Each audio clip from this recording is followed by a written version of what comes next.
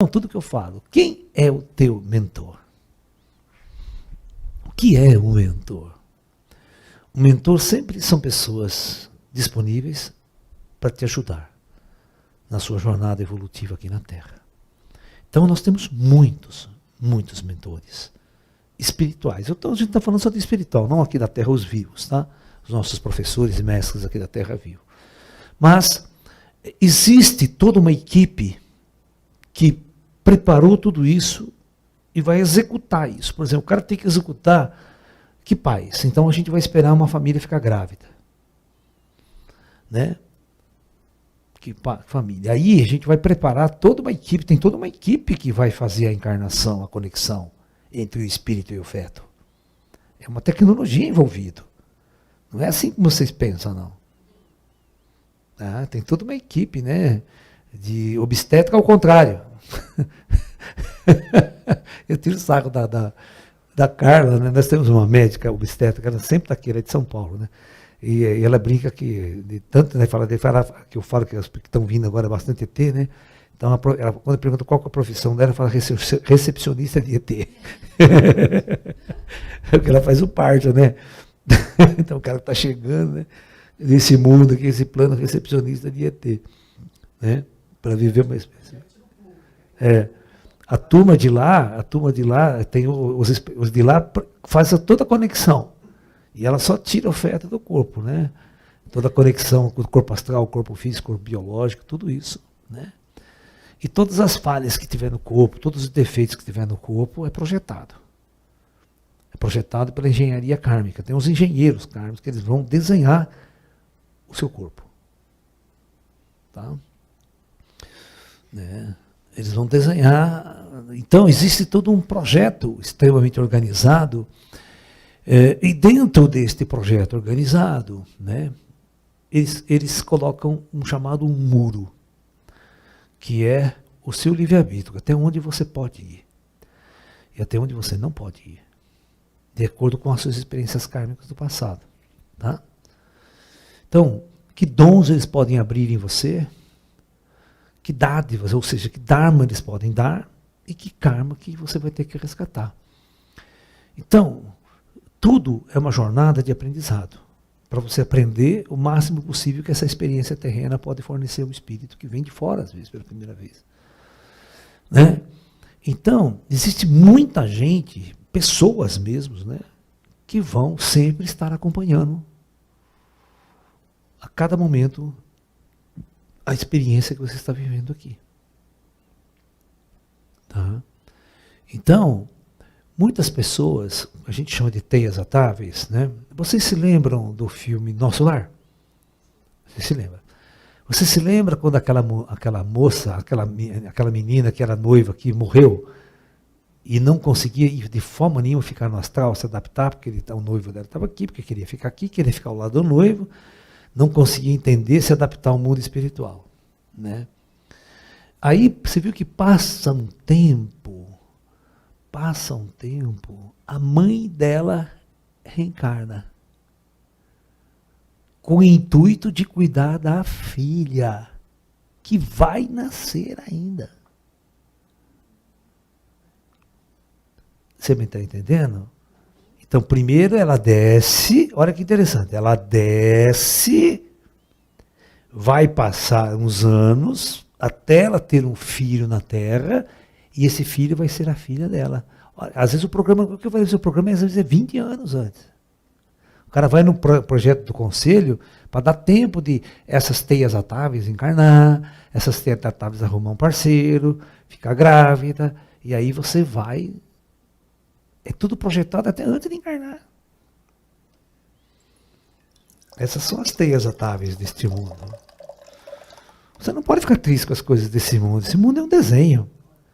Esse mundo é um grande projeto. A menina, bota ela lá de novo. Né? Olha que moça bonita. Você sabe quem é ela como atriz? Eu esqueço, ela é conhecida.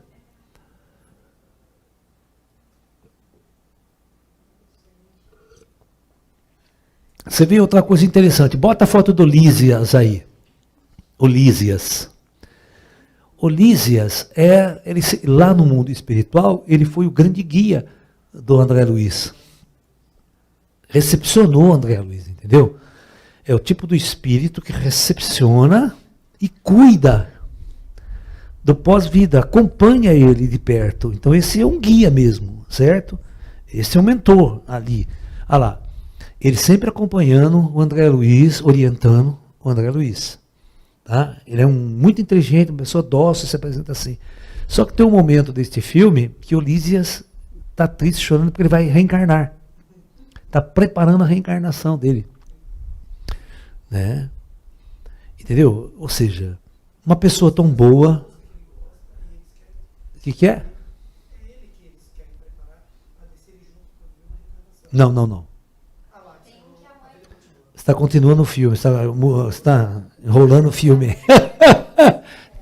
Está cruzando o filme. Ele, na verdade, não tem muita informação dele. Tá? Ele era uma pessoa muito boa, certamente a encarnação dele, a gente não sabe quem foi. O astral, no livro, ele não conta.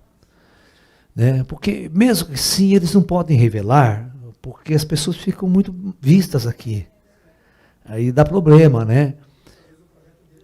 O projeto dele não é esse, né? Mas ele, com certeza, ele encarnou no Brasil e com certeza foi uma pessoa de grande destaque aqui. Né? É uma pessoa que está ajudando muito aqui a evolução espiritual da Terra. Porque tudo isso que vocês estão vendo aí aconteceu antes da Primeira Guerra Mundial, antes da Segunda Guerra. É entre a Primeira e a Segunda Guerra. Tá? Porque o André Luiz, ele morre depois da Primeira Guerra. Então ele é recepcionado, tá? Tudo acontece, a encarnação do Lísias, tudo acontece antes da Segunda. Né? Porque vocês lembram que chega um momento lá, que eles sabem que vai ter a Segunda Guerra, que vão receber muita gente? Isso. Tá? Aí esses detalhes, então você sabe a época que tudo aconteceu. Né? Aí provavelmente o Lísias encarnou depois da Segunda Guerra. Tá? Depois da Segunda Guerra Mundial. Acabou em 45. O cara encarnou depois. Eu encarnei em 55. Né? Corta. Certo. Igual aquele bebezinho, né? Que ele nasce no hospital, tá lá no quarto. Nasci pelo SUS? Sim, pelo SUS. Ih, nasci pobre de novo.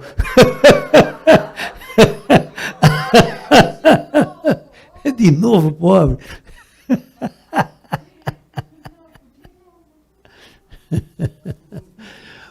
Então, só para vocês entenderem como que tudo é muito planejado lá em cima, né?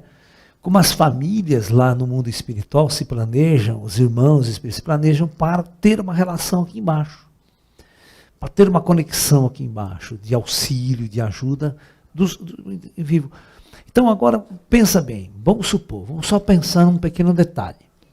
Lá no astral, né, nesse filme do coisa, tem a mãe da moça, dessa moça que a gente viu agora a imagem dela, que ela não se conformava.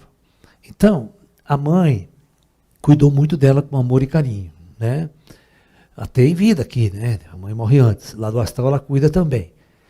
Aí a mãe fala assim, olha, eu vou descer, né? Vou encarnar antes para eu cuidar de você lá. Provavelmente ela vai ser filha de novo dela. Agora eu vou fazer a seguinte pergunta, num prazo, vamos supor, de 20 anos, que é o tempo que ela vai descer, ter uma certa idade, casar e ter um filho, certo? Vamos imaginar assim. O que essa moça fica fazendo nesses 20 anos? A filha. Sim, mas nós estamos falando de mentor aqui, não estamos falando de mentor? O que essa filha fica fazendo em relação à mãe que desceu? Cara, ela vai ser minha mãe, então tem que cuidar bem dela, senão... Então, essas pessoas, esse espírito que vai ficar sempre muito próximo daquela menina, daquela coisa, é a filha que vai nascer. Lá quando tiver 20 anos. Preparando o terreno e cuidando, porque existem laços antigos. A gente chama de laços kármicos. Né? Às vezes não é laços kármicos no sentido pejorativo, mas é o sentido, laços kármicos no sentido de um ajudar o outro no processo. né? E, inclusive, ela quis encarnar para ajudar, porque ela não precisava encarnar, lembra? Ela não precisava encarnar, olha que louco. Ela já tinha cumprido o resgate dela e ela vinha só para cuidar da filha, só para ajudar a tua filha. E isso gera um sentimento de gratidão, de amor. Então, antes dela nascer, ela é um espírito como qualquer outro lá.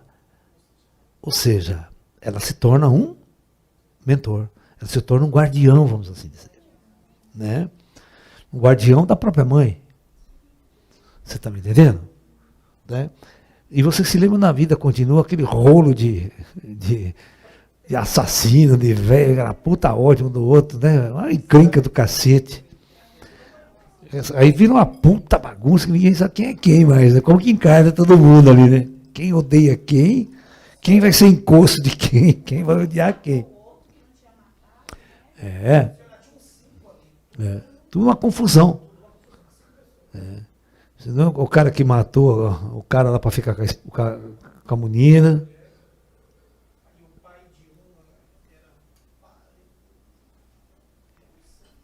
Volta aquela imagem da vida continua, vou mostrar. Aquela ali é a Amanda. Você está vendo? A Amanda é a menininha do Trem da Alegria. Né? Junto com a Patrícia Marques, eles cantavam juntos. Tem dois menininhos. Né? Esse filme aí vocês podem assistir, vocês vão ver o rolo que os espíritos fazem no astral lá.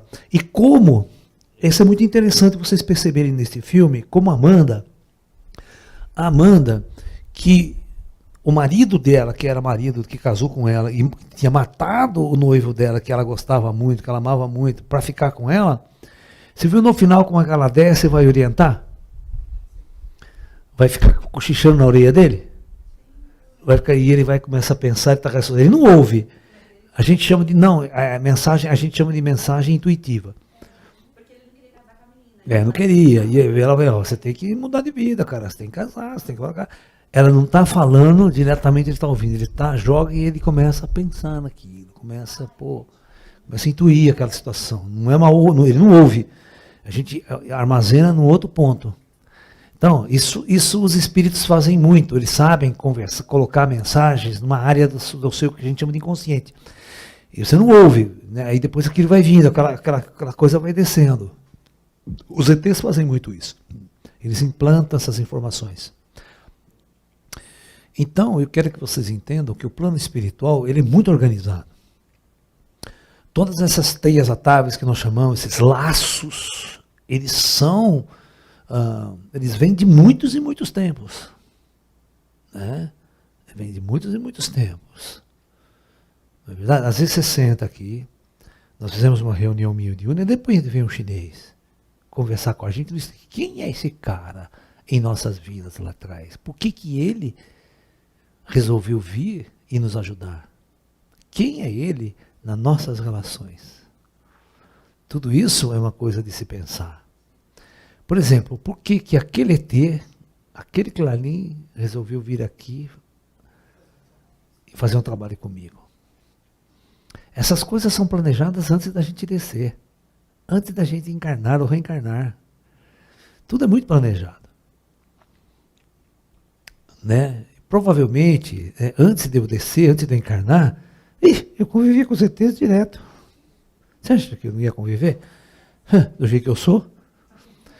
Desde criança, adorar ET, gostar de ET e procurar isso desde criança mesmo, cara. Né? Então você está sendo preparado para um determinado momento isso acontecer, isso manifestar-se. Né? Então, isso são mentores. Os mentores, eles são, vamos assim dizer, muita gente vai ser seu mentor. Muita gente vai estar ligado a você. Certo?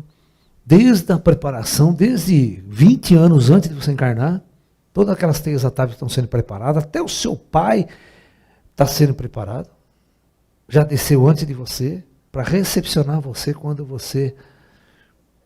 Né?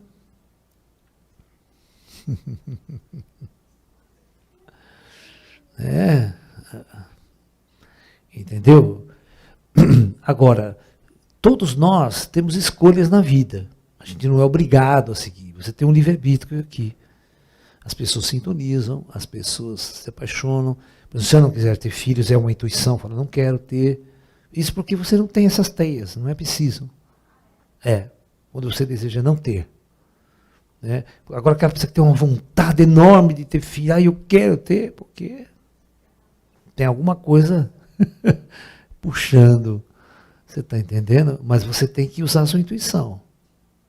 Tem que fazer valer ela, senão você arma confusão para você.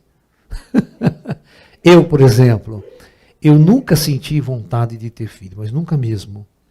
Eu, com muitos jovens, que com 28 anos eu fiz vasectomia. Falei, não quero saber, nem por acidente. Né? Exatamente, é só para o lazer.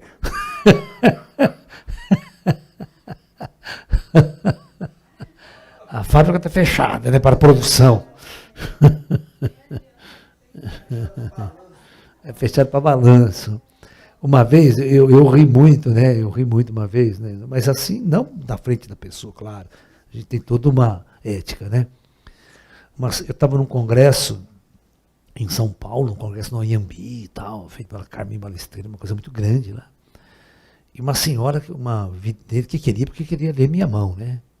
Eu falei, vai fundo, pode ler então. Ai, porque isso aqui, olha, ih, rapaz, estou vendo aqui que você vai ter 3 filhos. Eu falei, só se for do Espírito Santo. Eu já tinha feito vasectomia naquela época. Só se for do Espírito Santo. Né? Porque a fábrica está fechada faz tempo. Né? Você vai ter 300 filhos, né? Mais de 100 filhos, meus gatos, cachorro, os discípulos, né? Essa fiarada toda, que encosto que eu tenho.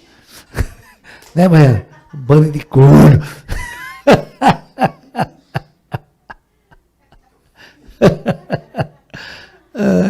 Ai. Então eu quero que vocês compreendam que a tua vida, a minha vida, a nossa vida, ela é monitorizada o tempo todo, 24 horas por dia. Eu vou aprofundar com você nesse contexto para ver como é que a operação faz isso. Porque é uma operação complicada, uma operação complexa. Só o planejamento já é complicado. Encarnar as pessoas certas. Vai que dá um acidente. Eu vou contar uma história de um acidente de encarnação. Tá? Tinha um casal, não vou citar nomes, né, mas um casal de médicos. Eles eram um casal de médicos, de Pouso Alegre. Né? Os dois da mesma especialidade, como é que fala? Pediátrica. Os dois pediátrica. E eles ajudavam muito o parto.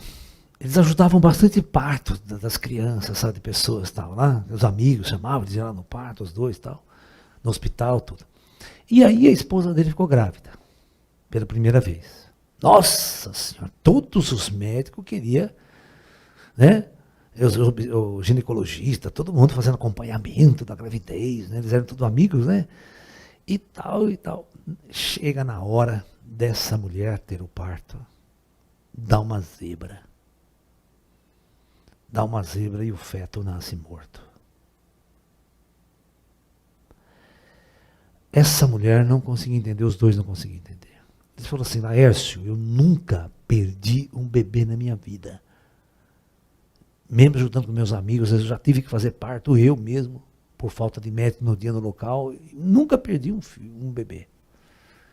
E por que os céus, meu Deus do céu, vai perder justo o meu filho? E aí ele ficou encucado. E passou, né, um tempo, passou mais de 2, 3 anos, e ele queria saber sobre o espírito que estava ali, que ia nascer. E passou um tempo, ela ficou grávida de novo, né? Aí nasceu normalmente, o menino, tal, normalmente, numa boa, sem problema, sem nenhuma complicação.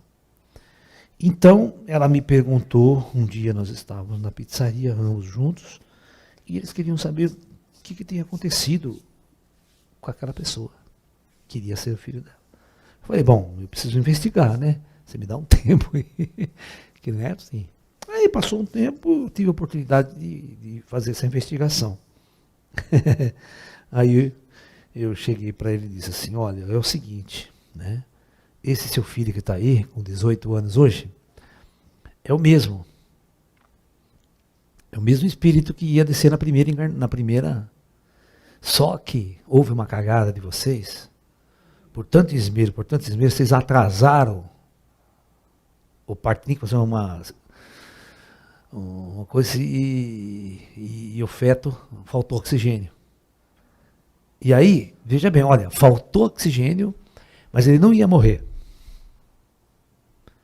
Poderia haver o parto, mas devido a essa falta de oxigênio, ele ia nascer com um problema genético, um problema congênito. E não estava no karma dele.